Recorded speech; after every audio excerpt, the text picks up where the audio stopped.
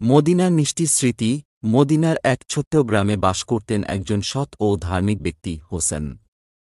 তার জীবনে সাধনার একটাই লক্ষ্য ছিল, আল্লাহর সন্তুষ্টি অর্জন। হোসেনের একটি ছোট্ট চাষাবাদ করা জমি ছিল, এবং তার স্ত্রী, লাইলি, একজন সদাহাস্যোজ্জ্বল মহিলা, যিনি নিজের স্বামীকে সমর্থন করতেন এবং সংসারকে সুগঠিত রাখতেন। একদিন হোসেনের একটি গ্রামীণ মিটিংয়ে এক ইসলামিক প্রফেসর এসেছিলেন। তিনি ইসলামিক শিক্ষা, সদাচরণ এবং আল্লাহর পথে চলার গুরুত্ব সম্পর্কে বক্তৃতা দিচ্ছিলেন। বক্তৃতার শেষে প্রফেসর কিছু নতুন ধর্মীয় জ্ঞান শেয়ার করলেন যা হোসেনের মনকে গভীরভাবে প্রভাবিত করল। তিনি বললেন, আল্লাহর প্রেমের পথ পেরোতে হলে আমাদের হৃদয়কে কোমল ও মিষ্টি করতে হবে, যেন অন্যদের সুখের দিকে মনোযোগ রাখতে পারি। এই বক্তৃতার প্রভাব হোসেনের জীবনে নতুন মাত্রা যোগ করল। তিনি সিদ্ধান্ত নিলেন যে তিনি তার পরিবারের জন্য একটি বিশেষ উপহার তৈরির চেষ্টা